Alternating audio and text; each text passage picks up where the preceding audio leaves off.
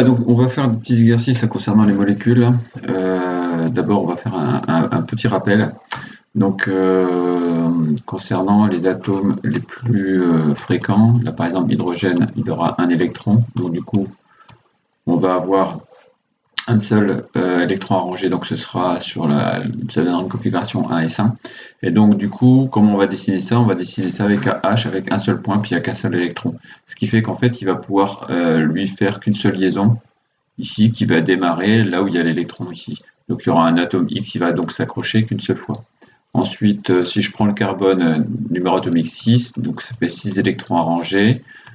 Ça va nous faire un S2, 2S2, 2P2. Donc on voit qu'il y a 4 électrons sur la dernière couche.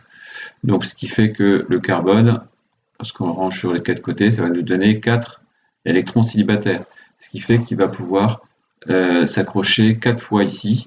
Donc on va avoir comme situation soit 4, donc il y aura toujours 4 doublets, mais en tout cas ça peut être 4 liaisons simples, ou alors ça peut être 2 simples et une double, ou alors ça peut être 2 doubles, ou alors ça peut être une triple et une simple.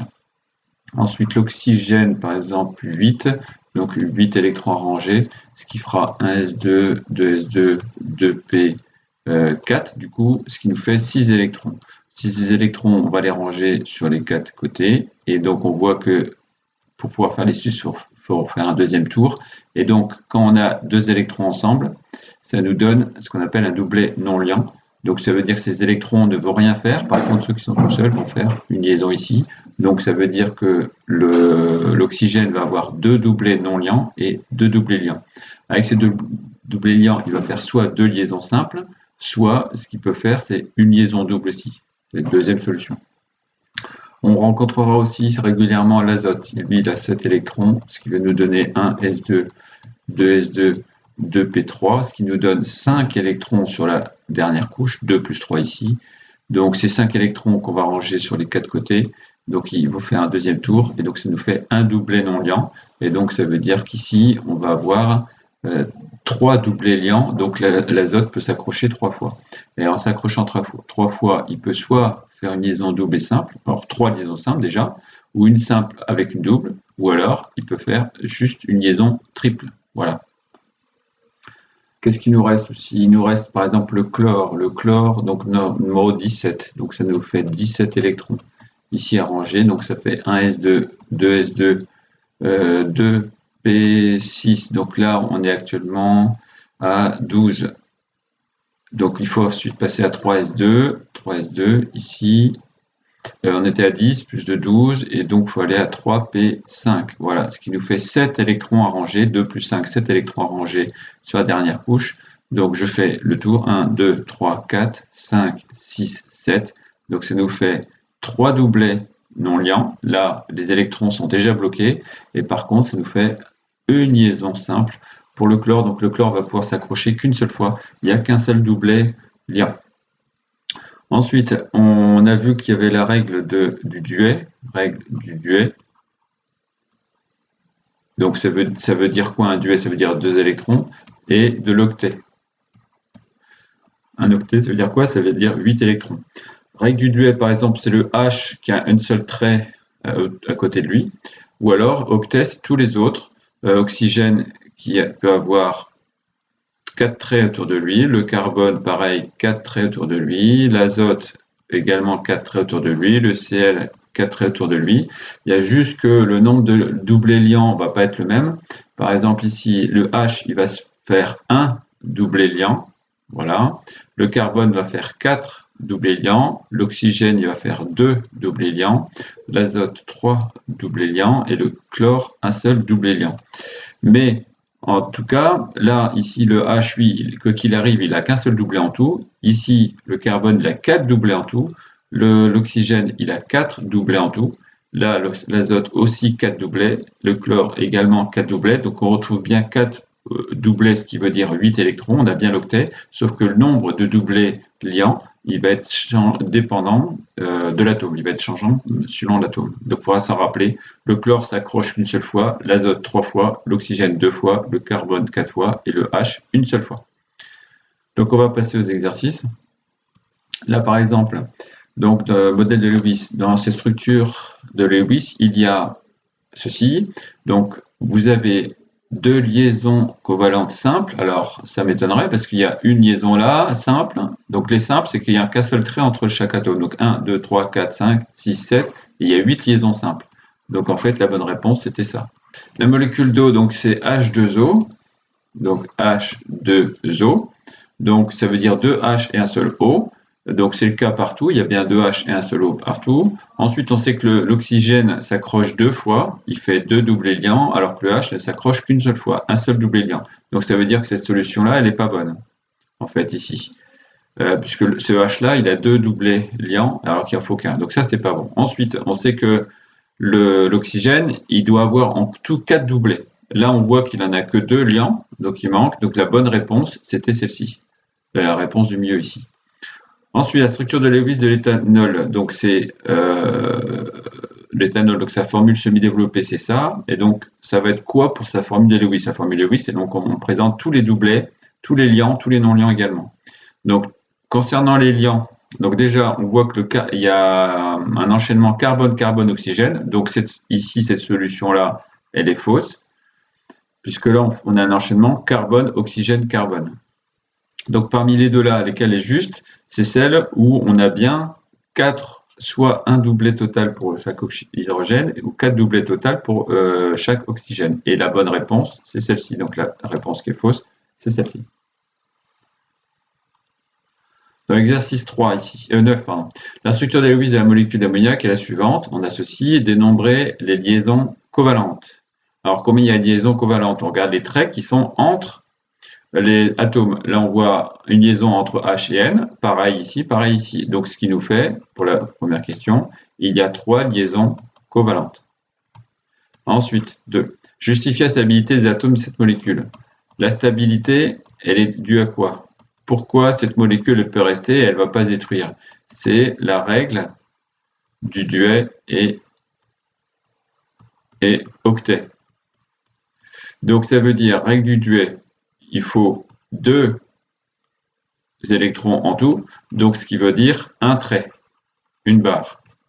Octet, ça veut dire 8 électrons, donc ça veut dire en tout 4 traits autour. Et on voit que le H, il a un seul trait, un seul trait, un seul trait autour de lui. L'azote, il a bien 4 traits. Donc, c'est OK. Il y a bien stabilité de cette molécule. Il y a bien la règle du duet pour les H qui est respectée et la règle de l'octet pour l'azote ici qui est respectée. Ensuite, l'urée.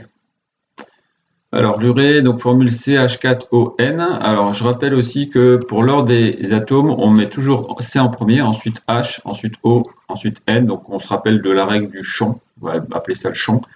Et donc, après, on met les petits numéros pour chaque atome ici. Donc, le carbone, par exemple, il n'y en a qu'un. Le H, il y en a 4. Le O, il n'y en a qu'un. Il n'y a pas de numéro. Et N, il y en a 2. Voilà, donc c'est en fait 1, 4, 1 et 2. Voilà, en sachant que le 1, il ne faut pas l'écrire, en fait, il est effacé. Donc, je vais l'enlever. Voilà. Reproduire et compléter le schéma si compte pour obtenir la formule de Lewis de l'urée. Alors ici, qu'est-ce qui se passe? On sait que pour le H, il doit y avoir qu'un seul trait autour de lui. Le carbone, 4 traits, dont 3 doublés liants. L'oxygène, il a 2 doublés liants sur 4. Et l'azote, il a 3 doublés liants sur 4 doublés en tout. Donc, on voit que les H, il n'y a bien qu'un seul trait autour. Donc, pour les H, c'est OK. Ensuite, pour le carbone, il faut qu'est-ce que je dis? 4 doublés liants sur 4 au total. Donc, il a bien ces 4 doublés liants ici. 1, 2, 3, 4 traits. Il y a bien 4 traits qui vont s'accrocher à d'autres atomes. Donc, pour les H, c'est OK. Pour le carbone, c'est OK. Ensuite, pour l'oxygène, il faut 2 doublés liants sur 4 au total. On voit que là, il a bien 2 doublés liants et il lui manque donc, ici, les 2 doublés non liants pour faire 4 au total. Azote, il a 3 doublés liants sur 4 au total. On voit qu'il s'accroche 1, 2, 3. Donc, il lui manque un doublé non liant. Et là, 1, 2, 3, il lui manque un doublé non liant. Voilà, donc au niveau des nombres de doublés liants, c'était bien respecté. Par contre, ce qui manquait, c'est le nombre total de doublés, là qui n'était pas bon. Donc, en tout cas, maintenant, pour tous les atomes, tout est OK. Ensuite, 2. Si l'on chauffe cette molécule, elle se décompose et forme l'ammoniac NH3. Expliquer pourquoi l'apport de chaleur permet cette décomposition. En fait, quand vous avez des atomes qui sont accrochés, c'est comme s'il y avait une espèce de colle en fait. Et la colle, en fait, c'est de l'énergie. L'énergie stockée. Et pour pouvoir décoller, il faut faire un effort. Et cet effort, c'est apport d'énergie qui va casser cette liaison ici. Alors peut-être pas entre N et H, mais par exemple entre C et N. Ça va se casser. Et donc en fait, cette grosse molécule va pouvoir être découpée en petites molécules parce qu'il y a des liaisons qui vont se casser et par cet apport d'énergie ici qui va donc briser les liaisons pour pouvoir faire, c'est comme un jeu de Lego, on va prendre les atomes et on va les recoller d'une autre manière avec une autre combinaison en fait. Ensuite, exercice 15, l'acide méthanoïque est un liquide incolore, donc à l'odeur pénétrante. Dans la nature, on trouve l'acide méthanoïque dans des glandes de plusieurs insectes comme les abeilles, les fourmis, ou aussi les poils qui composent les feuilles des orties. Donc c'est ça qui fait piquer en fait. Elle a pour formule HCOH. Donc maintenant, choisir la bonne représentation de Lewis. Donc qu'est-ce qu'il faut? On a du H, donc il doit avoir un doublé liant sur un doublé au total. Le carbone, il doit avoir 4 doublés liants sur 4 doublés au total. Et ensuite, on a l'oxygène. L'oxygène, il a 2 doublés liants sur 4 doublés au total. Donc, c'est de voir lequel est bonne, en fait. Du coup, ça va être. Alors, pourquoi ça va être la première qui est bonne, en fait? Et pourquoi les autres, il faut les éliminer? Parce qu'on voit qu'ici, cet oxygène, il a qu'un seul doublé liant et 3 non liants. Donc, c'est pas bon. C'est 2 doublés liants sur 4. Là, il a un doublé liant sur 4. Ensuite, cet oxygène-là, il n'est pas bon non plus parce qu'il a 3 doublés liants sur 4 alors qu'il n'en faut que 2. Ensuite, ici, cet oxygène, il n'est pas bon parce qu'on voit qu'il a 1, 2, 3 doublés liants et en plus 5 au total, il a 3 doublés liants sur 5, ce qui n'est pas du tout sa bonne situation qui est 2 doublés liants sur 4. Donc tout ça, c'est pas bon, donc il n'y a plus que la bonne première proposition qui est bonne. L'acide éthanoïque se trouve dans le vinaigre et la formule CH3COH. Déduire de la question précédente la représentation de Lewis de l'acide éthanoïque. Donc on retrouve le COH ici qui est commun. Donc le COH, il est ici. Donc celui-là, il faut le garder. Qu'est-ce qu'on rajoute? On rajoute un CH3. Donc je vais prendre, donc recopier la partie COOH. Voilà, je respecte bien 2 doublés liants sur 4 ici. Et par contre, j'ai un carbone à rajouter. Et puis, donc j'ai 3 H à rajouter, donc j'ai CH3 ici, j'ai 3 H à rajouter. Et je vérifie bien, les H, ils ont bien un doublé liant sur 1 au total. Les carbones, il a bien 4 doublés liants sur 4 au total. Il a 4 traits de liaison en fait. Numéro 20. La vanilline, donc à partir de la modèle moléculaire, donc 1, écrire la représentation Lewis de la molécule de vanilline. Alors on a la formule ici, vanilline. Donc du coup, il suffit simplement de reprendre chaque bille et faire correspondre son atome. En blanc, c'est le H. En noir, c'est le carbone.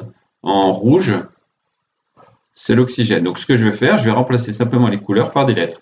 Donc je vois que j'ai un carbone ici et j'ai 3 H autour. 3 H autour. Ensuite, ce carbone, il est accroché à un oxygène, ici. Ensuite, cet oxygène a un carbone, ici. Ensuite, je vais avoir un cycle de 6 carbones.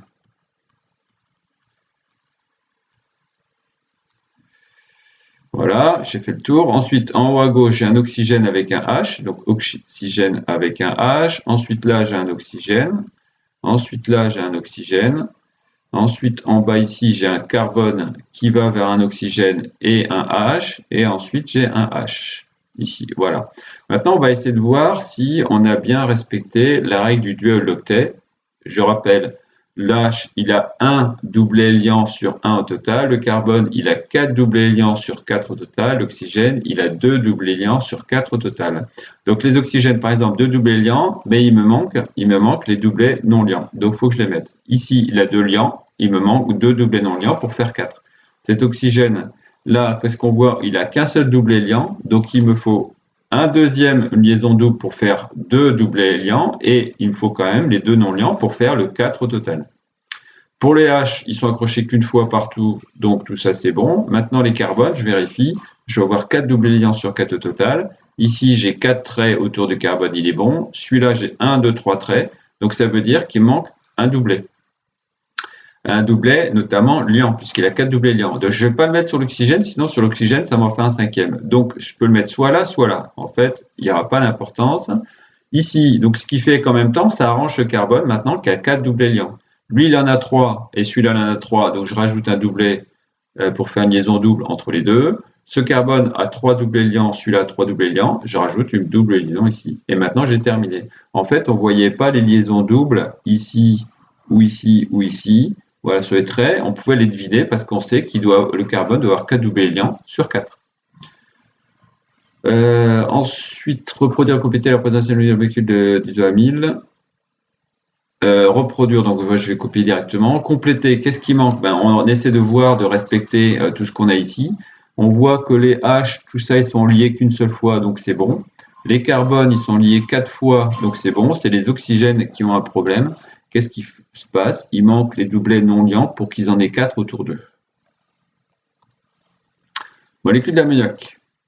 L'ammoniac est un gaz incolore, irritant et très odorant. Il a pour formule NH3. Donner la structure électronique d'un atome d'azote et d'un atome d'hydrogène. Donc l'azote, alors pour ça, il faut regarder la classification. C'est l'atome numéro 7. Donc il a 7 électrons. Donc ça veut dire que sa configuration, c'est 1s2, 2s2, 2p5, 2p3, pardon. Il faut 7 électrons en tout. 2 plus 2 plus 3. Donc en tout cas, sur la dernière couche, il a 5 électrons externes, ce qui fait qu'on va noter ça avec 5 points. Et donc, il y en a 2 qui sont ensemble, donc ils vont faire un doublet non liant. Donc ça veut dire que l'azote, il va faire 3 doublets liants à partir donc, de ces électrons ici qu'on appelle célibataires. Le H, c'est le premier atome, donc il n'a qu'un seul électron. S'il n'a qu'un seul électron, sa configuration c'est 1s1. Et donc du coup, H avec un seul point, il va donc s'accrocher qu'une seule fois. Donc lui, il a un électron externe et j'ai répondu à la question. Combien d'électrons possède-t-il sur la couche externe? Donc les bonnes réponses, c'était un électron externe pour le H, 5 électrons externes pour l'azote. Combien de liaisons covalentes atomes d'hydrogène peut-il former? Du coup, on voit qu'il n'y a qu'un seul électron qui est tout seul, donc il va faire une liaison, ici. Sachant que l'atome d'azote possède un doublet non liant, détermine le nombre de liaisons covalentes qu'il peut former. Et donc, il va pouvoir former ici, hop, 3 liaisons covalentes ici. Donc, ça, c'est la réponse à 1. Réponse 2, du coup, combien de liaisons? Donc, c'était une liaison pour le N. Donc, on a 3 liaisons. Ensuite, question 4. En déduit la représentation de Lewis de la molécule NH3, pardon. Donc, l'azote, il peut s'accrocher 3 fois. Et justement, il va s'accrocher à 3 H. Donc, on voit bien que pour les H, il y a bien la règle du duet qui est respectée. Il y a un trait. Pour l'azote, il y a bien la règle de l'octet qui est respectée. Il y a 4 traits autour de lui. Pour l'azote, il y a 3 doublets liants sur les 4 doublets au total. Alors, de l'eau vers la boule puante, ici. Alors, l'aide de documents donnés propose la formule de Lewis du sulfure d'hydrogène. Donc, on a la formule de Lewis de l'eau, oxygène. Alors, par contre, on remarque que oxygène et soufre, ils sont dans la même colonne. Donc, qu'est-ce qu'il va se passer? Ça veut dire qu'ils font la même chose. Oxygène et soufre ont même configuration externe, donc c'est-à-dire les électrons de leur dernière couche. Sauf que l'oxygène, lui, il est sur la 2e ligne, donc ça veut dire qu'il n'a que 2 couches remplies, alors que le soufre, il est sur la 3e ligne. Donc il a 3 couches électroniques remplies. Mais n'empêche qu'ils finissent de la même manière. Ils finissent tous les deux en... Alors là, les gaz nobles, ça finit en P6, chlore en P5, donc eux, ils finissent en P4 tous les deux. Oxygène, il finit en 2 P4, et le soufre, il finit en 3 P4. Mais en tout cas P4, donc ça veut dire qu'ils vont faire le même nombre de liaisons. Donc ça veut dire qu'avec le soufre, je vais avoir la même situation que pour l'oxygène ici. Donc je vais avoir une formule qui va être en H2S, donc H2 S va avoir cette formule de Lewis qui est ici.